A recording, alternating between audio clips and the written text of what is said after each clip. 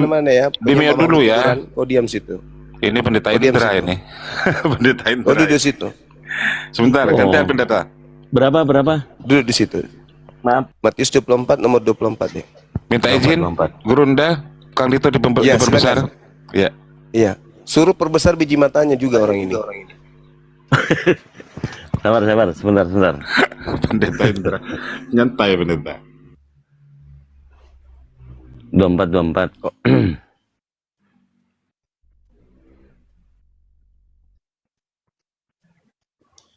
Saya screenshot aja Gurunda. Iya, silakan deh.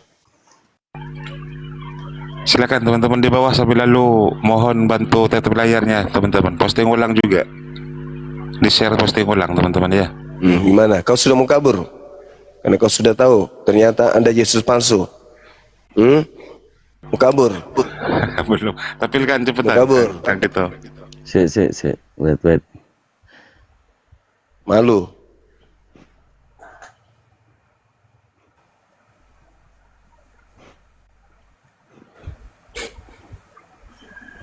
Syukron Katina. Sudah. Mana terlalu lama? Tuh, Itu baca sudah. itu.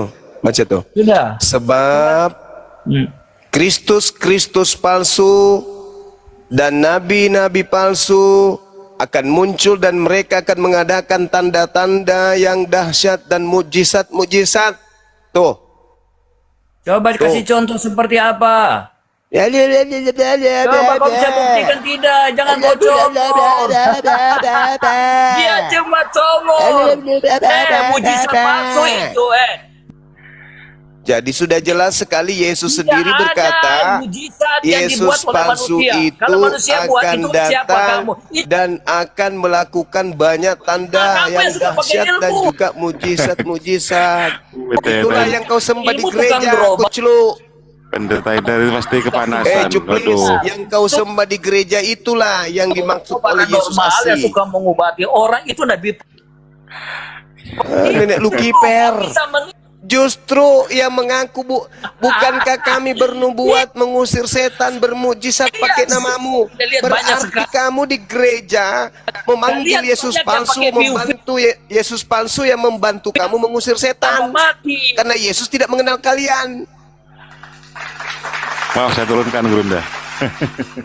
Pendeta Indra. Ya nggak apa-apa, daripada otaknya pecah di sini kuat.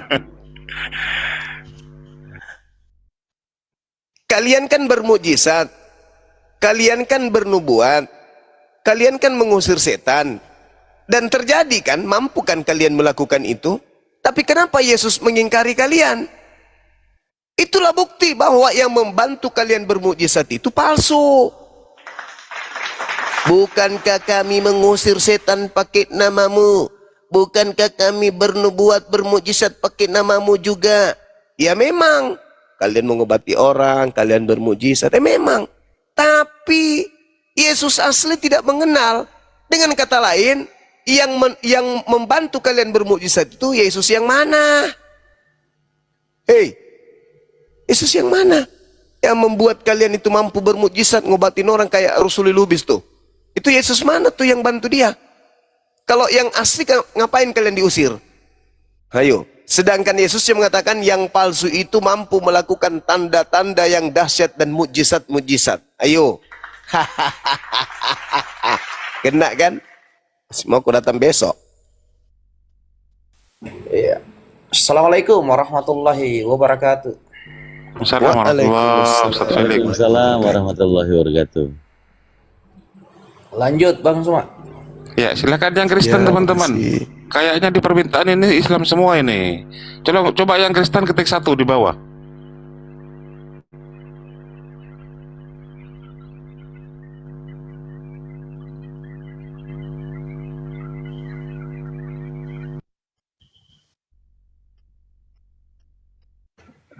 Ya Meong, selamat malam Meong.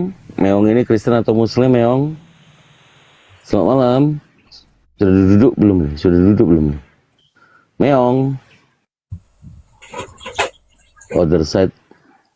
Ya Meong, selamat malam. Meong. Nah nanti Ya, silakan yang Kristen dulu ya, Iwan Villa. Sisa 1 kursinya. Silakan, silakan.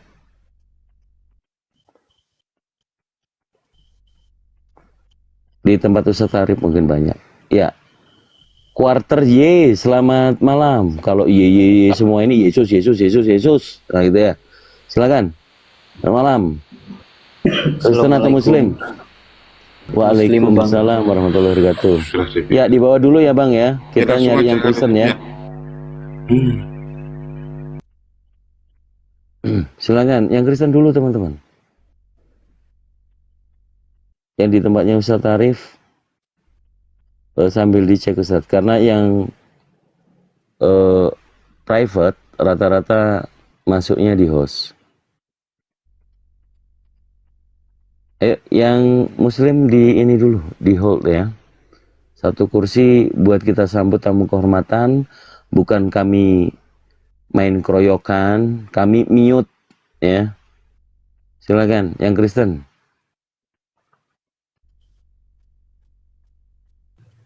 Tanta siapa? Tanta naikin. Mana Tanta? Gak ada. Yuk, silakan ajukan permintaan saja yang merasa Kristen. Yang berilmu silakan naik ke atas. Mumpung ada kesempatan malam hari ini kita ingin dialektika, sudah beberapa dalil sudah keluar ya. Tinggal kita implementasikan. Kalau ada misioris datang, ajak aja debat gitu kan.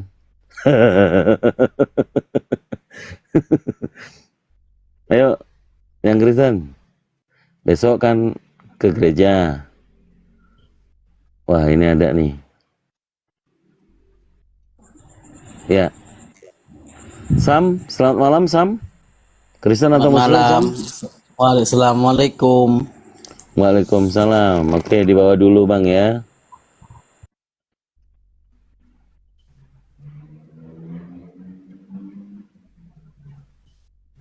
Oke, yang mengajukan permintaan Kristen ya. Oke, Bocil, selamat malam. Dari sekte mana? Saya Islam, Bang. Islam. Ngapain permintaan naik? Assalamualaikum.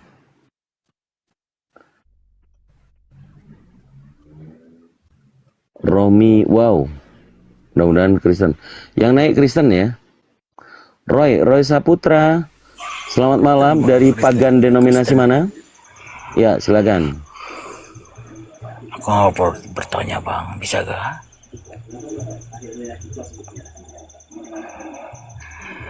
Ya, aku bertanya Bang.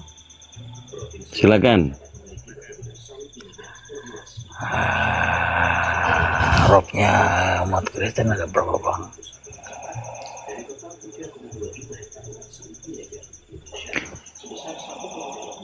Maksudnya pertanyaan kamu boleh diulang? Iya. Kok robnya orang Kristen berapa ditanya? Kamu Kristen atau Muslim? Ya, robnya umat Muslim ada berapa Bang? Rob itu apa artinya?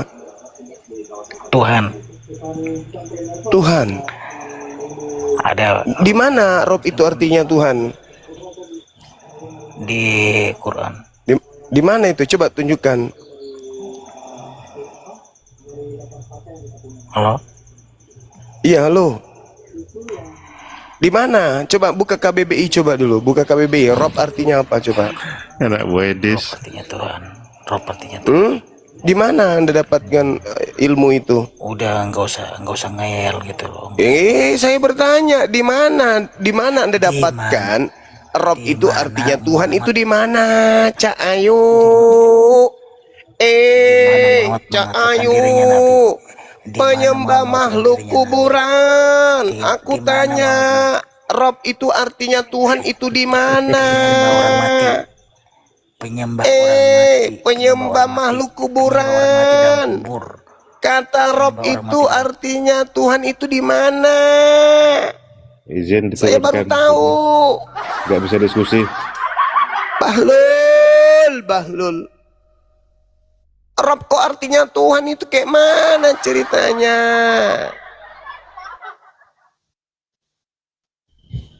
Tuyul.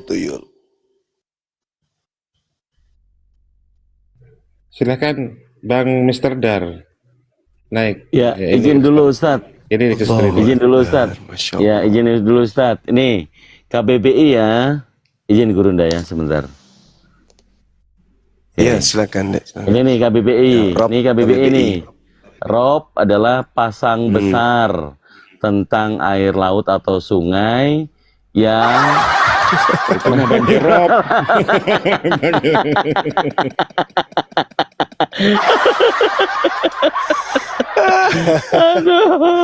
Allahu Akbar. Kenapa Edis? Aduh. Allah Akbar. Coba kalau 2B-nya, Rob. Coba kalau huruf B-nya 2, apa artinya? Dua. B-nya hurufnya B-nya besar, B-nya 2. Iya. Ada-ada aja memang ini. Nggak ada Gurunda. Nggak ada. Kalau B-nya double itu nggak kebaca, nggak ada di KBBI. Nggak ada di KBBI. Nggak ada. Jadi Adanya Rab. dia menyebati tadi apa? Banjir. RAB. Langganan apa? Aduh, Rencana anggaran biaya. Iya, iya.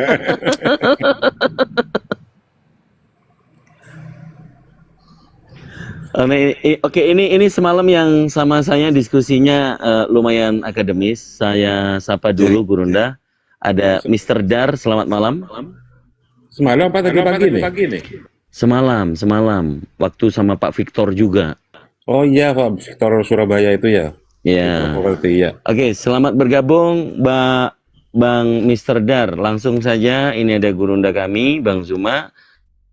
Ada untuk diskusi secara hikmat di sini. Silakan. Ya, selamat malam, Bang.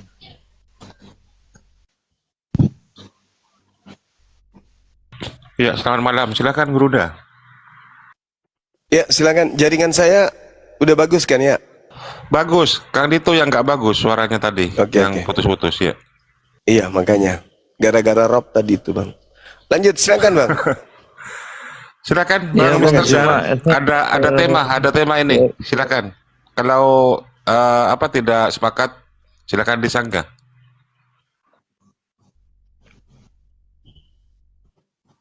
ada 2 Kristus, maksud. Ya, gimana itu maksudnya? Saya baru masuk ini. Oh, barangkali Gurunda. Data-datanya Gurunda. Boleh diskusi 2 arah? Iya, jelas 2 arah. Yang lain Muslim, yang lain diam di bawah. Oke. Bang Zuma, saya mau bertanya, apakah benar kalau menjadi umat Muslim atau orang Islam itu wajib ke neraka dulu sebelum ke surga? Tidak ada Terima kasih. dalilnya. Tidak ada dalilnya wajib ke neraka, tetapi dikatakan kemudian mendatangi. Mendatangi itu bukan berarti masuk ke dalam neraka. Mendatangi pemakaman bukan berarti masuk ke kuburan.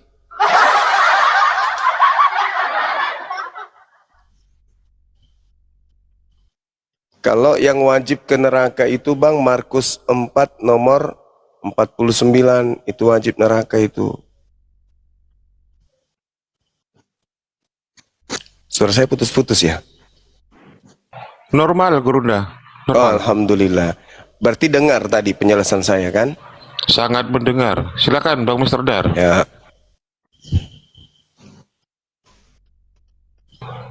Iya, soalnya yang saya pahami di situ kan ada mengatakan bahwa umat Muslim disucikan ya dengan mendatangi neraka tadi. Setelah itu baru akan dipindahkan ke surga. Demikian yang saya pahami dari pemahaman itu. Nggak ada Bang. Coba Anda buka Al-Quran surah At-Taghabun ayat 9.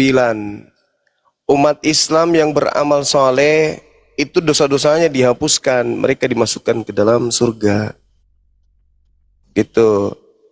Yang Anda maksud mungkin surah Maryam. Maryam 71 itu mendatangi neraka. Artinya seluruh manusia, mau Islam, mau Kristen, mau apapun itu, mereka akan melintasi sirat. Dan di mana di bawah sirat itu ada neraka gitu.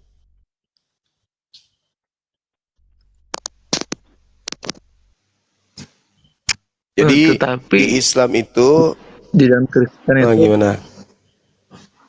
tetapi dalam Kristen saya belum pernah mendengar kalau orang Kristen harus mendatangi neraka begitu. Loh itu Quran tadi. Itu Quran saya mengatakan itu. Baca ayat 72-nya. Semua orang kafir akan tinggal di neraka. Begitu juga dalam surah An-Nazi'at.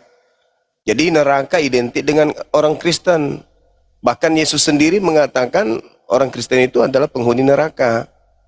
Itu ucapan Yesus tuh. Nah, kalau yang Anda singgung dalam Al-Quran, bahwasanya umat Islam mendatangi, ya itu memang betul. Mendatangi neraka, tapi tidak tinggal sebagai penghuni, hanya melintas. Karena untuk sampai kepada surga, ada perjalanan, ada sirat. Sirat itu untuk menuju kepada surga, ada yang disebut neraka di bawahnya. Jadi semua orang akan sampai ke sana nanti. Orang yang tinggal di neraka adalah orang-orang kafir. Sedangkan orang Islam melanjutkan perjalanan menuju surga. Itu Al-Quran tuh yang menjelaskan itu. Anda boleh baca di dalam Al-Quran surah An-Nazi'at. Mulai dari ayat 34. Fa'iza ja'atit tammatul kubra. Maka apabila malapetaka besar yaitu kiamat telah datang. Yauma yatazakkarul insan ma sa'a. Yaitu pada hari ketika manusia teringat apa yang pernah dikerjakannya ketika hidup di dunia. Wa burrisatil jahimu liman yara. Dan neraka diperlihatkan kepada mereka dengan jelas kepada setiap orang yang melihat. Setiap manusia. Itu kata Quran. Jadi semua manusia akan melihat neraka. Fa'amma man taqa. Maka adapun orang yang melampaui batas bukan hanya melihat. Wa atharal hayatad dunya. Dan mereka yang melampaui batas, yang ketika hidup di dunia lebih mengutamakan kehidupan dunia, maka dia bukan cuma hanya melihat neraka, akan tetapi fa innal jahima hiyal ma'wa, sungguh neraka adalah tempat tinggalnya. Tuh kata Quran. Jadi semuanya akan melihat neraka itu, Islam, Kristen, semua. Tetapi orang yang melampaui batas, orang yang kemudian cinta akan kehidupan dunianya daripada akhiratnya, lebih cinta berangan-angan menyembah kepada yang bernama Kristus daripada menyembah kepada Tuhannya Kristus, kata Al-Quran, mereka akan menjadikan neraka sebagai tempat tinggalnya. Wa amma man khafa maqama rabbih wa nahal nafsa 'anil hawa, dan adapun orang-orang yang takut kepada kebesaran Tuhannya dan menahan diri dari keinginan hawa nafsunya, apa yang diharamkan tidak dimakan, apa yang dilarang tidak dikerjakan, fa innal jannata hiyal ma'wa, maka sungguh surga tempat tinggalnya. Jadi umat Islam melihat neraka, tapi karena ketika hidup di dunia, dia mau diatur hidupnya oleh Tuhan, mulai dari dia tidur sampai dia tertidur kembali. Maka apa kata Allah? Fa innal jannata hiyal ma'wa, sungguh surga tempat tinggalnya. Meskipun sebelumnya mereka semua melihat neraka dulu. Jadi kami akan menyaksikan kalian, weh kodong kasihan nah. Iya Allah ya Karim, sungguh menyedihkan nasib mereka ya. Kami melihat kalian disiksa. Habis itu kami dimasukkan ke dalam surga. Itu Al-Quran, bung, kaidah dalam Quran. An-Nazi'at ayat 34 sampai ayat 41. Makanya kalau kita melihat tuh di surah Maryam ini, coba Anda buka bahasa Arabnya. Apa yang diterangkan dalam surah Maryam tersebut dalam bahasa Arab? Itu pasti berbicara terkait dengan Tuhan semesta alam.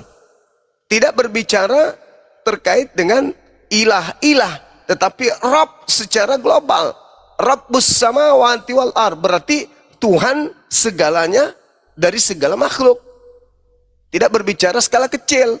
Berarti yang dimaksud dalam Al-Quran surah Maryam akan melihat neraka adalah seluruh umat manusia. Itu coba Anda baca surah Maryam tuh. Seluruh umat manusia. Wa im minkum illa wariduha kana ala rabbika hatmam maqdiya. Ini berbicara skala besar. Jadi seluruh umat manusia akan melihat neraka. Mau Islam, mau Kristen, mau Hindu, mau Buddha, semuanya. Tsumma nunajjil ladzina taqaw wa nadharaz zalimin fiha jithiya. Akan tetapi kata Allah, kemudian kami menyelamatkan orang-orang yang bertakwa. Siapa yang bertakwa itu? Ya umat Islam. Lalu orang yang zalim, siapa orang zalim? Sudah tahu Yesus manusia, sudah tahu Yesus akan mengatakan ada datang Yesus palsu, masih tetap menjadi Kristen. Itu zalim namanya. Maka orang zalim ini kata Allah, mereka dibiarkan di dalam neraka dalam keadaan tersungkur, malu. Itu kata Quran, saudara. Coba Anda baca Markus 4 nomor 49. Seluruh manusia akan digarami dengan api neraka. 49 ya. Iya. Markus 4 sampai 41 aja ini. Cuma Markus 4 sampai 41 aja ini. Markus 4 ya, akhi? Iya. Hanya sampai 41 aja, enggak ada 49. Salah berarti saya. Coba yang lain lagi mungkin.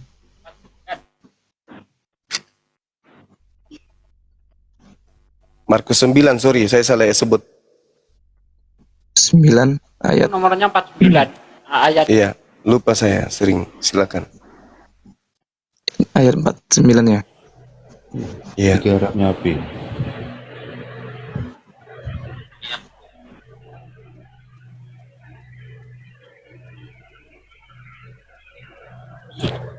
Markus 9 nomor 49. Ya, di sana ada berbunyi demikian. Karena setiap orang akan digarami dengan api.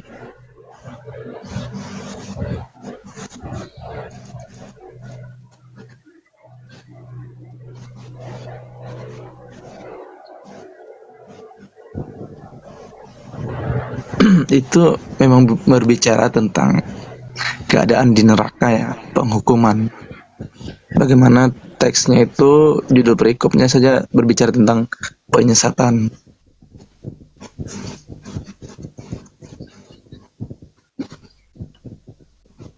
Tetapi begini ya Bang Juma ya, Ya. saya sebagai seorang Kristen dan dalam hal pemahaman saya sendiri ya, tidak ada dikatakan bahwa orang Kristen itu harus datang ke neraka lebih dahulu baru ke surga, itu tidak ada. Walaupun ada teks ini berkata demikian, itu kan untuk penyesatan di situ kan, teksnya itu begitu. Ya. Jadi gini, saudara. Kalau surga neraka seseorang itu kan tempat pembalasan. Bagaimana kalau misalnya di Kristen itu ada manusia Kristen yang beramal baik seimbang dengan amal buruknya? Amal baiknya diapakan? Di Kristen, di iman yang saya pahami begini, karena kita sudah meyakini penebusan oleh Yesus atau Yeshua di kayu salib itu sudah memberikan perdamaian antara manusia dengan Tuhan. Maka setelah itu setiap orang yang percaya kepada karya keselamatan itu, dia telah diberikan jaminan untuk pada hidup yang kekal. Nah, tetapi bukan berarti dengan ketika dia menerima jaminan hidup yang kekal itu surga, lalu dia semena-mena dalam kehidupannya di dunia ini ketika menjalani kehidupannya. Tentu hal-hal yang buruk, hal-hal yang jahat harus ditinggalkan, harus tetap ditinggalkan. Dan mungkin ada orang berkata, loh kan sudah diselamatkan, kenapa tidak berbuat semena-mena saja? Contohnya berbuat apa saja, hal yang negatif. Nah itu salah. yang sebenarnya justru walaupun telah diselamatkan, tetapi dalam arti lain kita harus tetap mengerjakan hal-hal yang positif dalam dunia ini, melakukan Nah, kalau kasih, ya kan? kalau misalnya mereka berbuat dosa lagi, Nah, jikalau mereka berbuat dosa lagi dan hidup dalam keberdosan itu terus-menerus, maka ya tentu keselamatan itu tetap akan tidak mereka dapatkan. Kenapa? Karena mereka telah berbuat di luar pada firman Tuhan. Jadi tidak ada yang mengatakan ketika kita satu kali percaya lalu semena-mena berbuat dosa itu pasti akan masuk neraka, sudah pasti. oh gitu. Bukannya di Kristen ini sudah tidak terikat oleh firman Tuhan, gak ada lagi aturan, sudah dibebaskan, bahkan Kristen disebut bukan lagi hamba, tapi anak. Artinya mereka sudah bebas melakukan apa saja.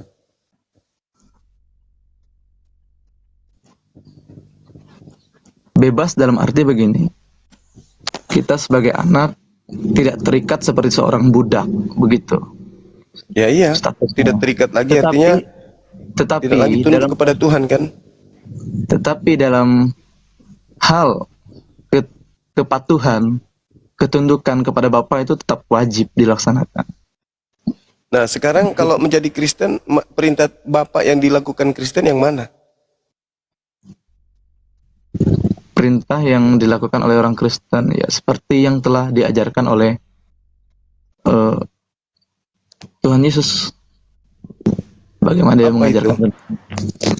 dia mengajarkan tentang kasih, pengampunan. Maksudnya yang mana kasih di Kristen itu yang mana itu?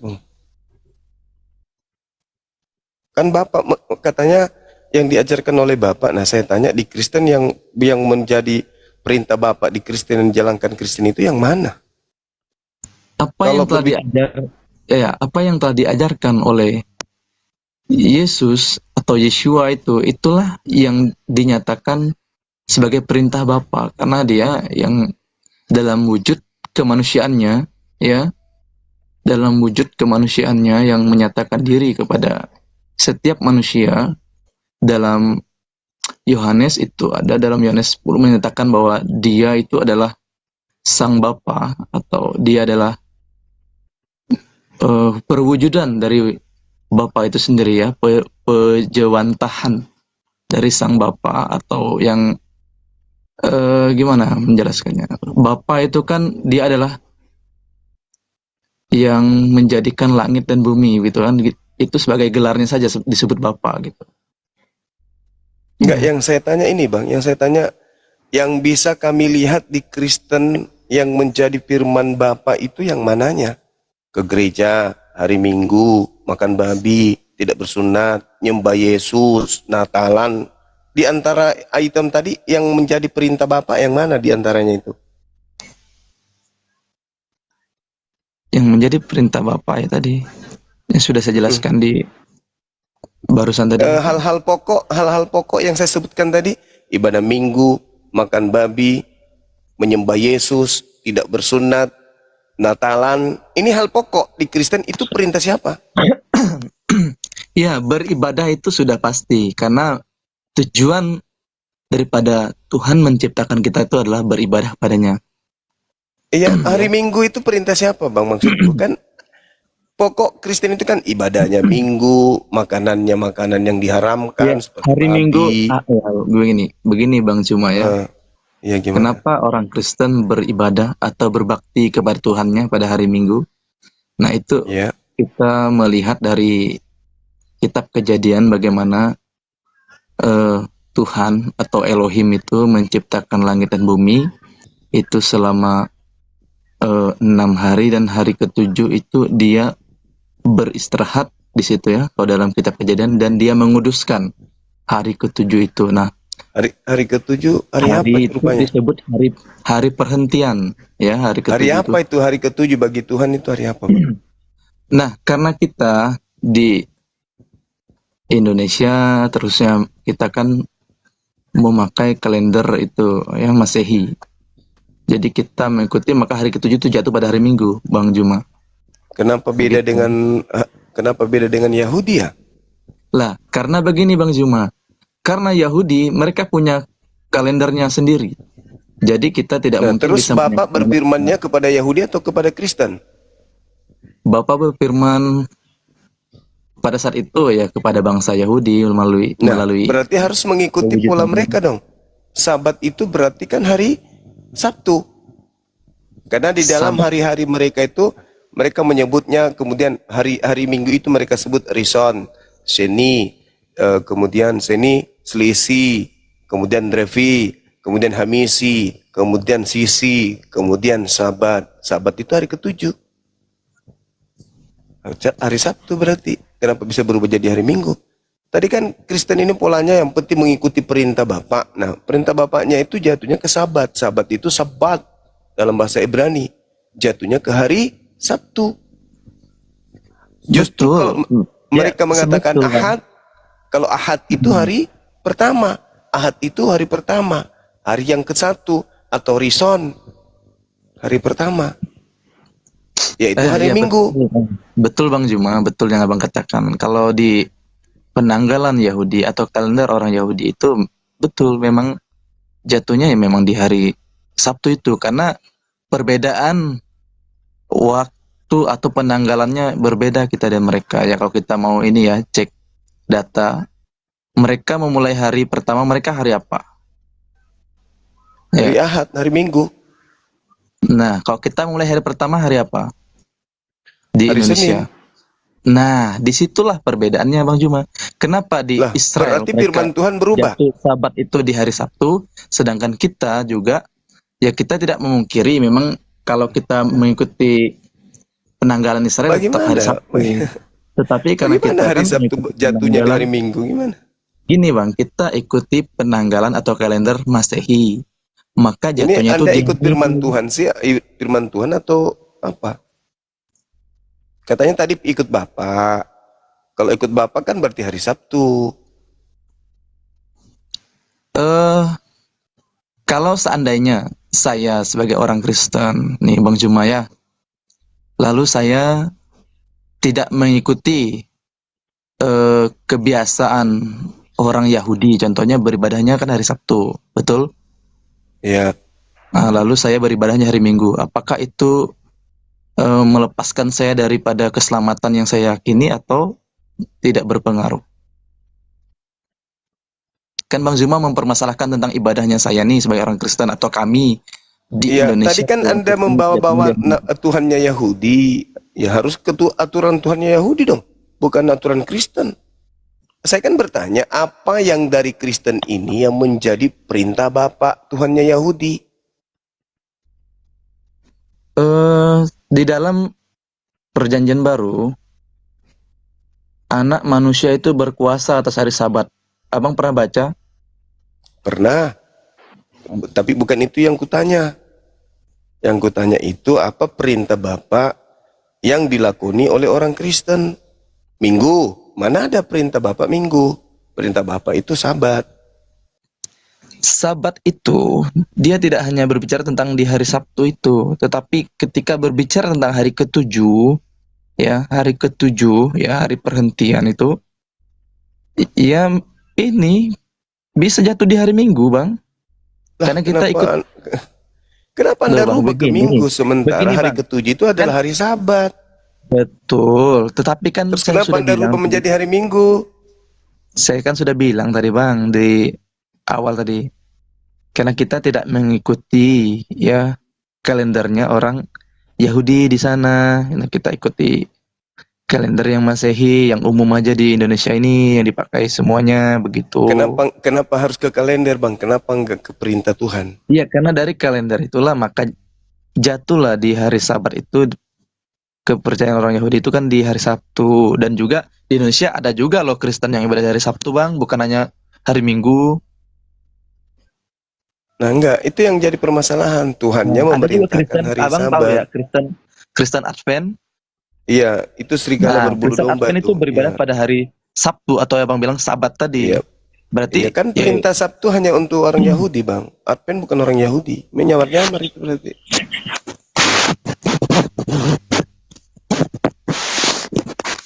nah itulah maksud saya tadi bang. Jadi karena saya ini bukan orang Yahudi, jadi kalaupun kami berhari Nah, ya itu pun berarti jelas tidak aja. ada. Dengan kata lain, tidak ada perintah Bapa yang dilakoni oleh Kristen. Itu jawabannya. Kan perintah Bapaknya itu bukan di perjanjian baru. Perintah Bapa itu di kitabnya Yahudi. Kalau yang di perjanjian baru itu perintah Paulus. Apa yang Anda lakukan sekarang ini bukan perintah Paulus. Ya Paulus, jangan bersunat. Itu kan perintah Paulus. Rubah hari Sabtu ke hari Minggu. Itu kan perintah Paulus. Apalagi makan babi. Itu semua perintah Di mana Paulus. Bang Zuma? Di mana Bang Zuma bisa mengatakan bahwa itu perintah Paulus kalau yang tentang ibadah di hari Minggu itu? Kolose 2 nomor 16. Kalau saya Ya,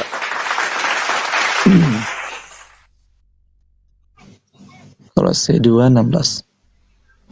Oke. oke. Karena itu janganlah kamu biarkan orang menghukum kamu mengenai makanan dan minuman atau mengenai hari raya, bulan baru ataupun hari Sabat. Hmm. Semua ini Makanya hanyalah berubah. bayangan dari apa yang harus datang. Hanya bayangan katanya. Sedang wujudnya ialah Kristus. Nah, jadi kalian itu mau ibadah hari apapun, hari Mukti, hari Yanto, bisa.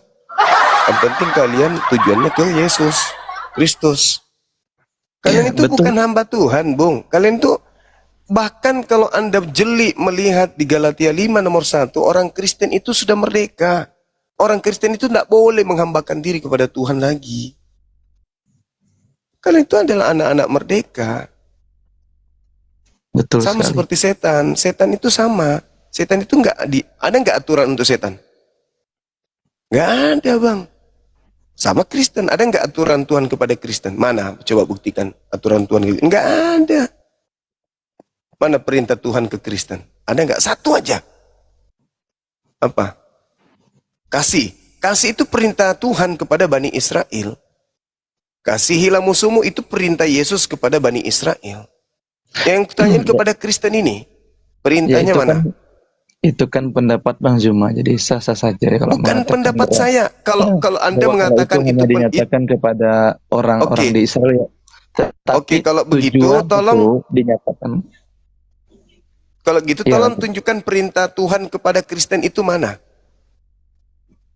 Ada nggak? Satu aja atau sepotong aja perintah Tuhannya Yahudi kepada orang Kristen? Ada nggak? Sepotong aja, sepotong. Nah itu tadilah perintahnya Bang, karena begini. Yang mana? Kristen itu Yang mana? abang tahu asal nama Kristen itu muncul di dalam Tahu, perjanjian baru itu. di Antioquia, di Turki pertama kali bersama dengan Paulus, murid-muridnya disebut Ya, Kristus, di Kristen. Antioquia ya bersama dengan Ah. murid-muridnya. Nah, Muridnya Paulus kan? mengapa Yang saya tanya perintah Bapa Elohim untuk Kristen itu ada nggak? Satu aja atau sepotong aja? Nah, ketika Yesus memberikan perintah itu Kepada perintah Bani itu ditujukan Israel. kepada siapa? Kepada murid, bukan kepada Bani Israel. Bani Israel. kepada murid-muridnya. Karena Bani Israel. sampai hari ini tidak percaya kepada Yesus. Enggak ada urusan. Sedikit yang Yesus percaya kepada berbicara, Yesus, ya. Yesus berkata kepada murid-muridnya, bukan kepada Kristen. Betul, kepada murid-muridnya itu saya katakan tadi, Bang. Abang sudah membenarkan itu. Yesus tidak Nah, pernah berbicara kepada orang Roma. Siapa yang disebut murid di situ? Siapa yang disebut Kristen? Yaitu murid-muridnya Yesus Kristus pada saat itu. Ya, bukan Nenek lu ditujukan pada kiper. orang Nenekmu orang kiper. Yahudi, Yang ya. disebut Kristen itu murid Paulus. Hei, murid Paulus setahun lamanya tinggal di Turki, di Antioquia bersama Paulus di sana dengan Barabas. Mereka lah yang disebut Kristen, bukan murid Yesus, murid Paulus yang tinggal di Antioquia, Turki. Kisah Para Rasul 11:27 yang pertama kali, 26 yang pertama kali disebut Kristen. Bukan Yesus, murid Yesus. Murid Yesus mana ada disebut Kristen? Tidak ada. Kristen itu orang barat. Pengikut Paulus. Kristen itu adalah Tidak bisa, sebutan Bang. ejekan Tidak bisa, atau Bung. Ya, penghinaan ejekan kepada pengikut Paulus. Ingat, Bung, bukan Kristen kepada itu berasal Paulus, daripada bukan, kata Kristus. bukan Sedangkan kepada Yesusnya, kaum Yahudi tidak menggunakan bahasa Yunani dalam hal keagamaan. Orang Yahudi, Yesus, ketika berbicara tentang kitabnya, mereka menggunakan bahasa Ibrani, bahasa yang sakral. Bahasa kitab suci mereka itu bahasa Ibrani. Ibrani kalau berbicara mengenai Kristus, itu namanya Mesias atau Mesia, Mosia. Nah, kalau mereka kemudian disebut Kristen, tidak nyambung. Yang benar itu mesianik, tapi itu pun tidak ada penyebutan itu. Nanti di abad ke-20 baru muncul mesianik itu. Kristen itu bahasa Yunani, pengikut Kristus betul. yang datang Karena kepada terjemahkan Paulus. dari bahasa Yunani itu maka menjadi Kristen, dari Kristus itu menjadi Kristen ya. Nah, sekarang diterjemahkan dalam coba Kristen ya. hari ini kalau dia diibranikan Mesias, bagaimana? Apa penyebutannya? Kristen yang pengikut Mesias. Ya, apa penyebutannya dalam bahasa Ibrani? Ya tadi yang sudah Abang sebutkan ya, itu mesianik. Mana ada? Tidak ada pernah murid Yesus disebut mesianik. Cuman Edis yang pernah mengaku-ngaku mesianis. Itu cuman karang-karangan aja. Jadi Kristen itu adalah kelompok yang dikutuk oleh Yahudi di dalam Kisah para Rasul 24 nomor 5 yang didirikan oleh tokohnya bernama Paulus. Paulus itu tokoh dari Kristen. Begitu, Bung. Jadi tidak ada itu cerita bahwa Kristen ini nggak ada perintah Tuhannya Yahudi kepada Kristen. Di dalam kitab Roma nggak ada, Galatia, Filipi, Efesus tak ada. Itu semua murni karangan Paulus untuk pengikutnya orang-orang Roma. Begitu juga 4 kitab kanon. Di situ tidak ada firman Tuhan di dalamnya kecuali yang dikutip. Misalnya ketika dia berkata tentang Yesus berkata tentang apa yang tertulis tentang aku. Nah, itu mengutip ke Mazmur. Kemudian apalagi? Ketika dia berkata dalam Lukas 24 menyebut kitab Mazmur, menyebut kitab nabi-nabi dan juga kitab Torah, itu dikutip. Tapi kalau berbicara Bapak berfirman kepada Lukas itu nggak ada. Elohim berfirman kepada Yohanes, Elohim berfirman kepada Markus, itu nggak ada. Jadi kitabnya Kristen murni itu tidak ada sentuhan firman Tuhan di situ. Itu semua karangan Markus, karangan Lukas, karangan orang yang mengaku Matius, mengaku Yohanes, dan karangan Paulus. Jadi kalau dikatakan kepada Kristen, ada nggak ajaran Tuhan Elohim, Yotevave, Hasem kepada Kristen? Iya, teaya, indek nara, tidak ada. Tuhan mana yang pernah berfirman dalam bahasa Yunani? Nggak ada.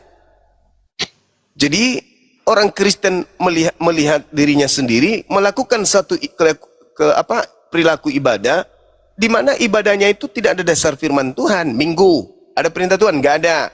Natalan ada firman Tuhan, nggak ada. Kebaktian nggak ada. Nggak ada. Di Kristen apa perintah Tuhan yang datang kepada nabi-nabi lantas diajarkan kepada Kristen? Nggak ada. Makanya orang Kristen itu malu mengakui kalau Kristen itu agama. Karena memang nggak ada dasarnya. Yesus datang berfirman, menerima firman, menyampaikan firmannya hanya kepada Bani Israel. Matius 15:24, aku diutus hanya kepada domba yang sesat dari umat Israel. Bahkan ada orang yang coba minta tolong anaknya untuk sembuh. Disebut apa sama dia? Disebut anjing. Jadi mohon maaf nih, kalau kita berbicara mengenai kelompok, orang Yahudi menyebut diri mereka anak Yakub ini, karena nabi-nabi yang datang kepada mereka itu disebut gembala, maka mereka disebut domba. Anda boleh baca Yeremia 50 nomor 17. Yang disebut domba itu adalah Bani Yakub. Kristen bukan Bani Yakub. Makanya di dalam 2 Petrus 2 nomor 18, 19, 20, orang Kristen itu diidentikan dengan anjing dan babi. Maaf, maaf. Saya bukan lancang, tapi ini ranah belajar. Ini zona belajar. 2 Petrus 2 itu Kristen itu disebut babi dan anjing. Kristen yang keluar meninggalkan Kristen disebut anjing yang makan muntahnya. Kristen yang keluar dari Kristen disebut sebagai babi yang kembali ke kubangannya. Itu fakta, itu dalil. Makanya Yesus sudah benar tuh ketika dikatakan tidak bisa, tidak pantas roti yang disediakan untuk anak diberikan kepada anjing. Siapa anjing ini? Orang yang non-Yahudi yang datang minta anaknya disembuhkan. Apa kata si anjing? Betul Tuan, tapi bukankah anjing makan remah-remah yang jatuh dari meja tuannya? Apa kata Yesus? Besar imanmu ibu. Apa itu maksudnya? Yesus mengiyakan, oh betul, kamu betul. Ternyata kamu percaya kalau kau itu adalah anjing. Makanya 2 Petrus 2, saudara-saudara disebut sebagai anjing dan disebut sebagai babi. Kristen yang taat disebut anjing yang baik. Kristen yang baik disebut sebagai babi yang baik. Tapi kalau Kristen ada yang mu'alaf atau ada yang murtad dari Kristen disebut anjing yang kembali ke kubangannya, ke makan muntahnya, atau babi yang kembali kepada kubangannya. Begitu saudara.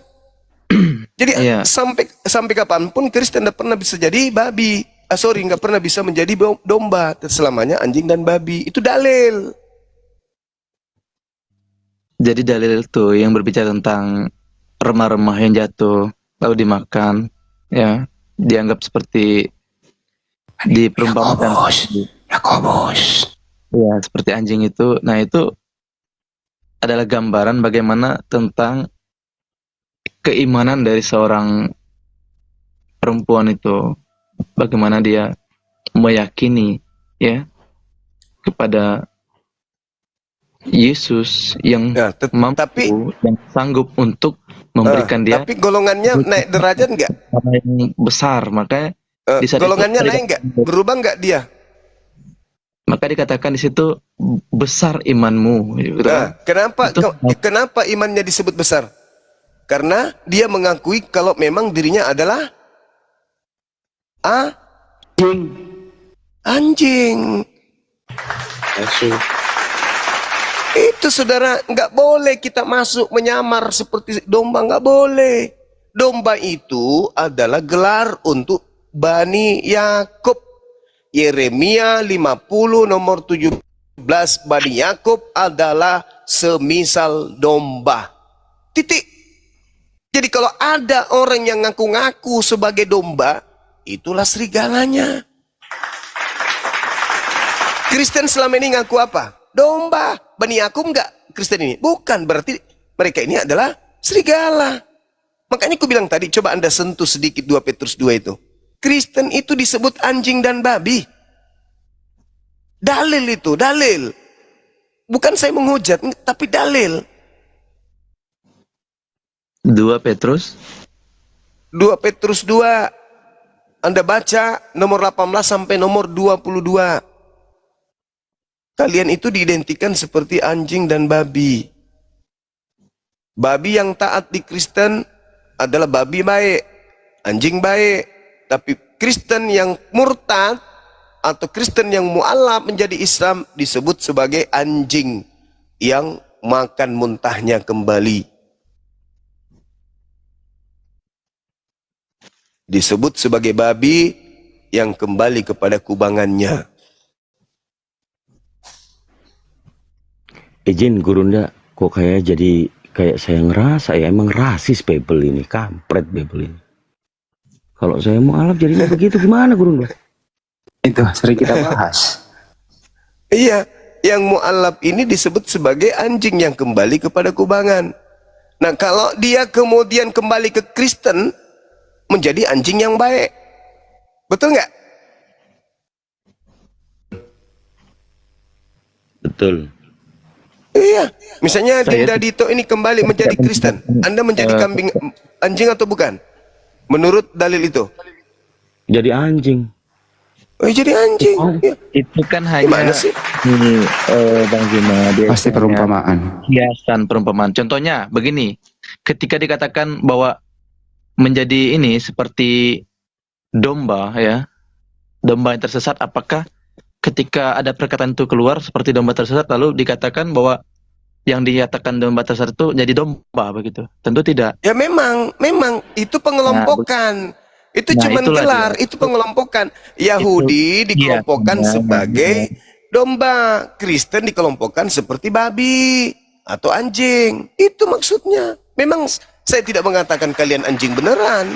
Kalian kan manusia, cuman dikelompokkan, diidentikan, disamakan seperti anjing dan babi. Gitu, saudara. Nah, sekarang kalau berbicara anjing dan babi, ya, bahaya itu. Bahaya. Buktinya yang makan anjing dan babi siapa? Ya. Oh, sorry Bang ya, saya bukannya menghujat, enggak. Saya ini adalah penggiat, saya penikmat. Ya, saya itu mungkin di antara pendeta, saya juga salah satu di antara pendeta, meskipun saya bukan pendeta, yang paling aktif belajar Bible. Dari kata ke kata, dari kalimat ke kalimat, dari bab ke bab saya pelajari.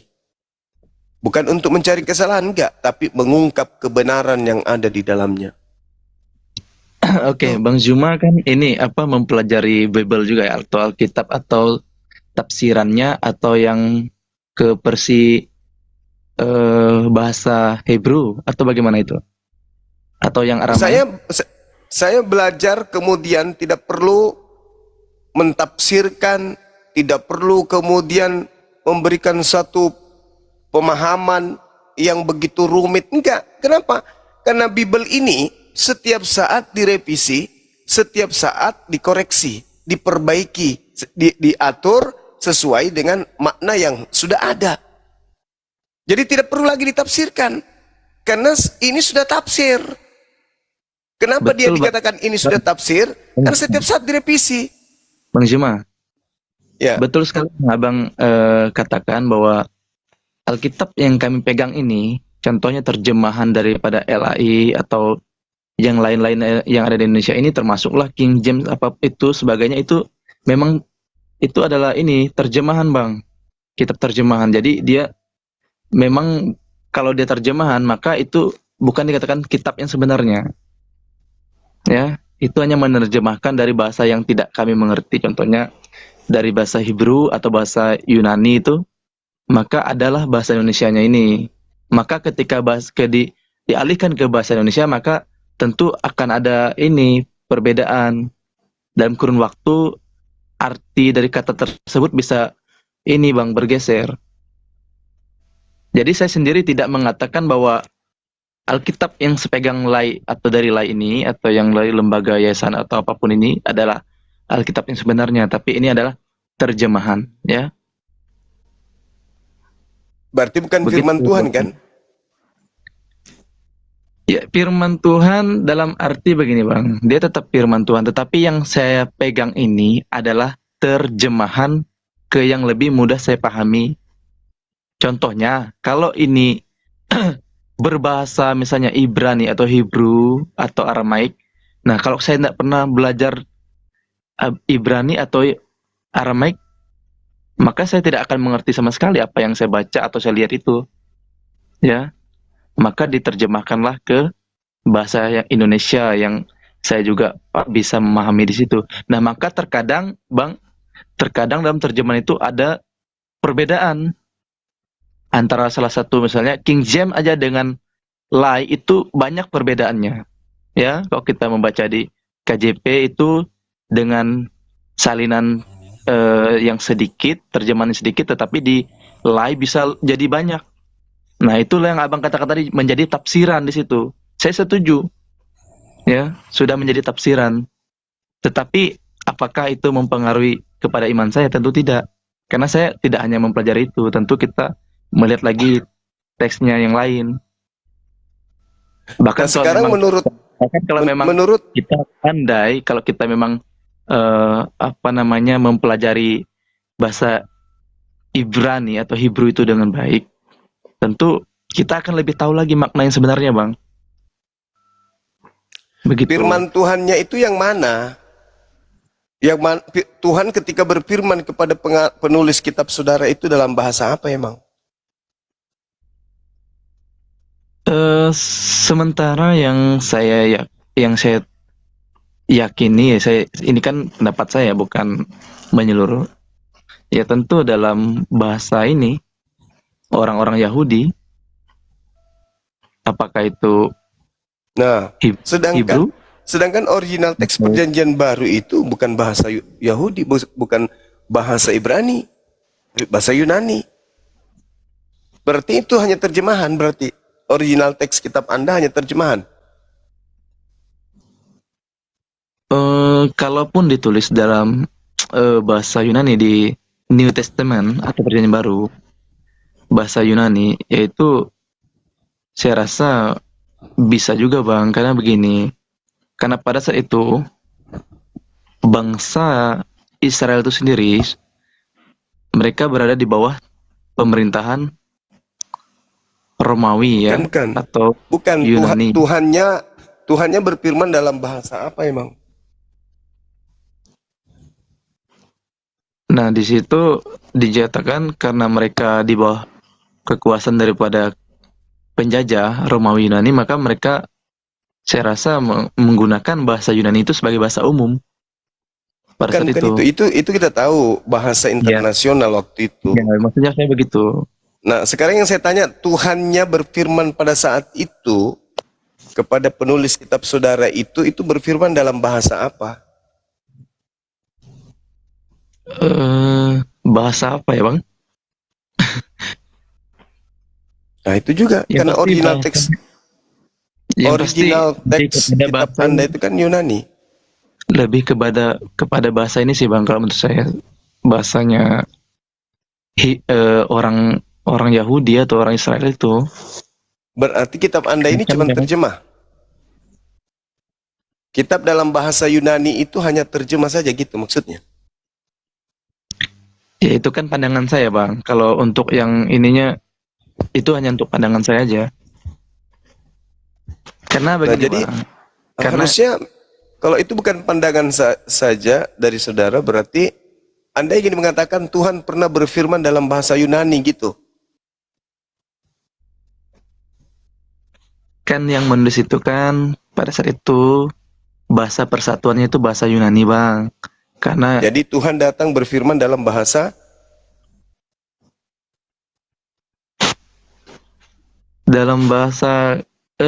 itu tadi Israel lah tentunya. kalau Cuman begitu walaupun orang berarti Israel itu ada kitab yang saudara menulis, ini terjemah. ada yang menulis dengan bahasa Yunani, yaitu kan supaya memang Berarti bahasa sudah Yunani menjadi ini bahasa Yunani ini pun internasional. adalah terjemah kan? Bahasa internasionalnya waktu itulah termasuk kayak sekarang ini kan bahasa internasional kita kan bahasa Inggris gitu ya. Ya artinya kitab Anda yang asli pun hanya terjemahan kan?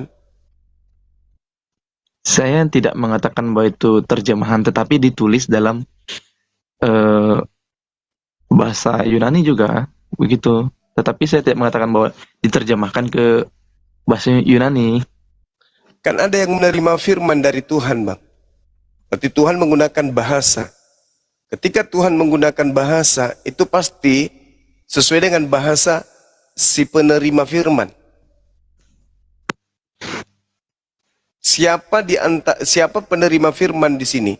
Kalau Markus penerima firman berarti dia nabi. Kalau Paulus penerima firman berarti dia nabi. Kalau Lukas penerima firman berarti dia nabi. Berarti pengarang-pengarang kalau menerima firman langsung dari Tuhan, bukan melalui perantaraan nabi, berarti dialah nabinya. Nah sekarang misalnya Markus menulis dalam bahasa Yunani. Markus ini menerima langsung dari Tuhan kah? Kalau menerima langsung dari Tuhan berarti mulai hari ini Anda harus panggil dia Nabi Markus. Kalau dia kemudian tidak menerima langsung dari Tuhan, lalu menerima dari mana? Jadi begini, Matius, Markus, Lukas, Yohanes itu adalah yang menulis kitab-kitab itu sendiri. Nah, mereka adalah saksi daripada kehidupan daripada Yesus itu sendiri. Berarti bukan menerima wahyu dari Tuhan. Saya tidak mengatakan juga demikian, tetapi yang pastinya mereka adalah saksi ya. Contohnya Iya, kita kalau menyaksikan dia sebelum- saksi berarti dia wartawan.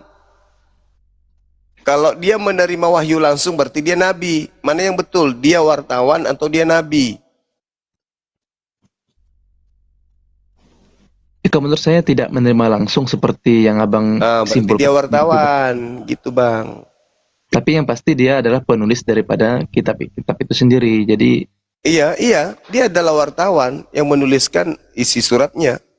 iya betul. Kan? Uh-uh. Tapi kalau maksud abang kan itu wartawan ya, itu kan pandangan abang. Itu sah-sah Loh, saja. dia kan pewarta. Dia yang mewartakan berita. Berarti dia wartawan. Dari mana berita yang diterima ini? Apakah wahyu? Bukan. Berarti dari mengumpulkan cerita-cerita dari orang per orang. Ya wartawan lah itu namanya.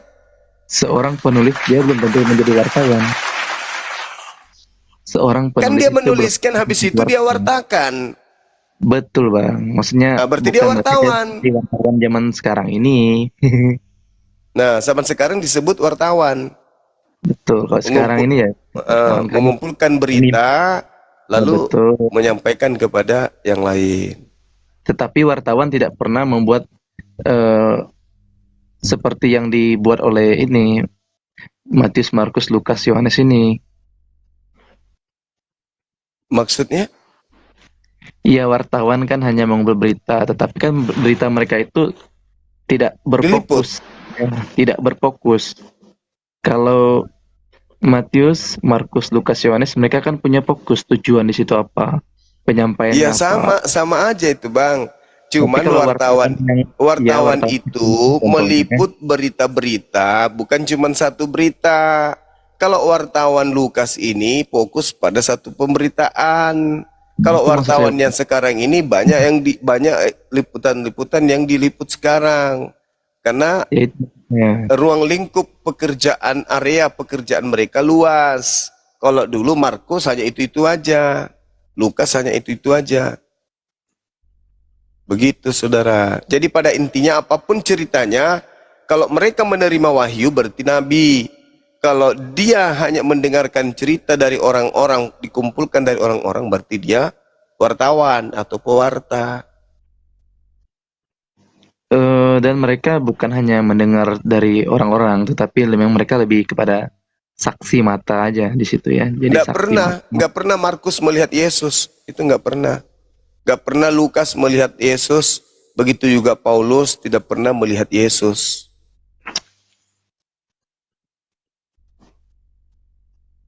Terus Matius pernah enggak? Matius juga nggak pernah. Loh. Tidak pernah kemudian Yesus Matius berkata langsung kepada dia. Matius itu pemungut cukai. Coba Anda baca Matius 9 nomor 9. Di situ Matius bukti 9. bahwa penulis Matius itu bukan murid Yesus. Matius 9 Nomor 9.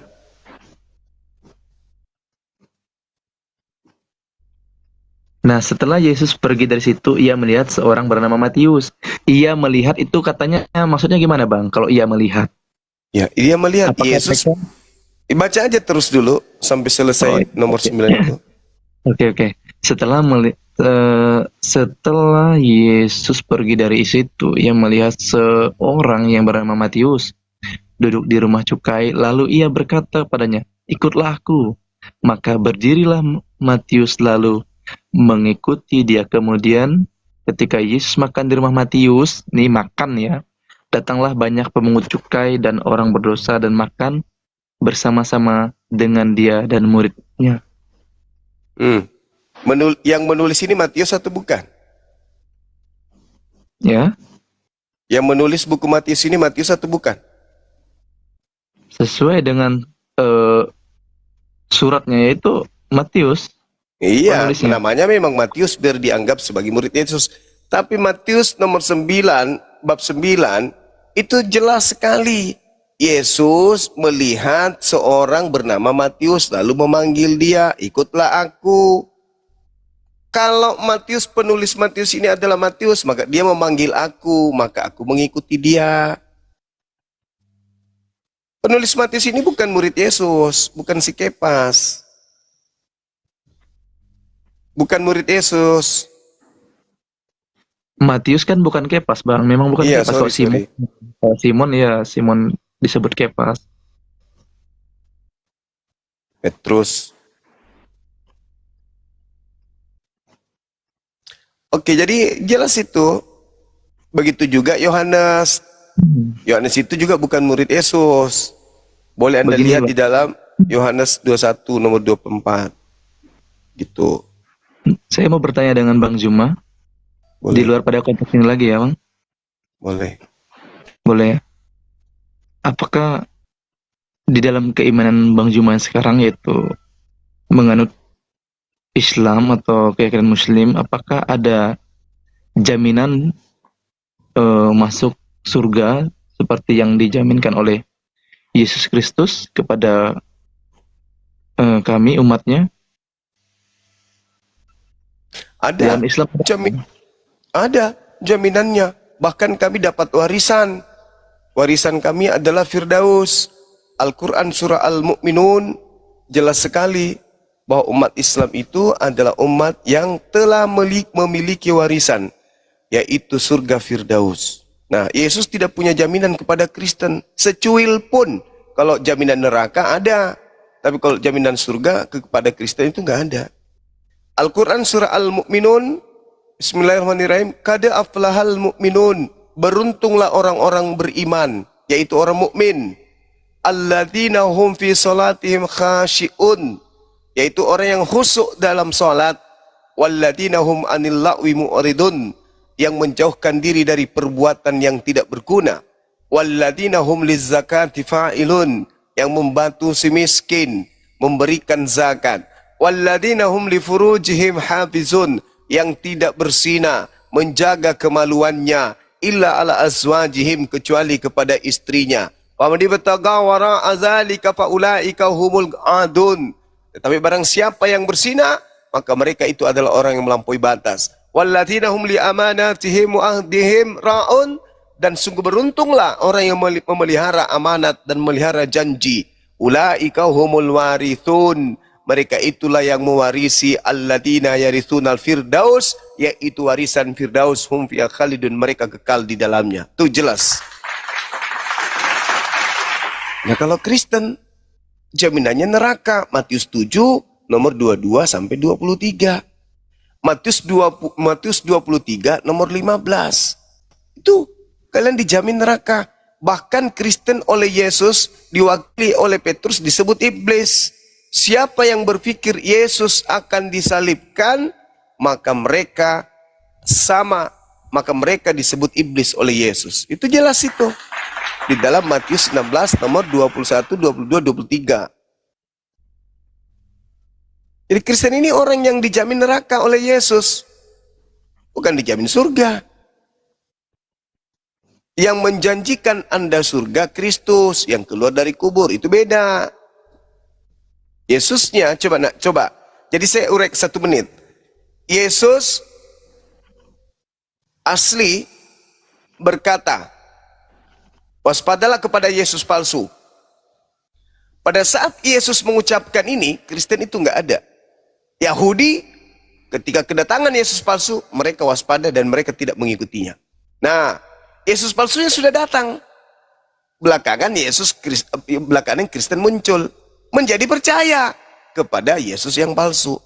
Dalam kehidupan orang Kristen pengikut Yesus palsu, mereka bernubuat, mengusir setan, bermujizat.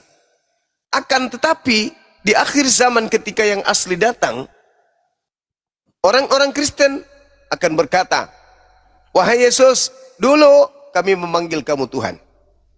Dulu kami bermujizat pakai namamu. Mengusir setan pun pakai namamu. Bahkan bernubuat pakai namamu. Apa kata Yesus? Enyahlah daripadaku. Aku tidak mengenal kalian. Kalian semua adalah pembuat kejahatan. Ini orang-orang Kristen memelas. Kami bernubuat kok. Mengusir setan, bermujizat pakai namamu. Tidak. Enyah daripadaku. Aku tidak mengenal kalian. Berarti hari ini, seperti Andi Simon, Rusuli Lubis, dan banyak lagi pendeta-pendeta, itu mengusir setan pakai nama Yesus. Pertanyaannya, Yesus yang mana yang datang membantu mereka? Yang asli? Nggak mungkin. Kalau yang asli Yesus di langit, dan yang asli nanti juga akan menolak. Enggak, bukan saya. Lalu Yesus yang mana datang mengobati orang-orang sampai sembuh?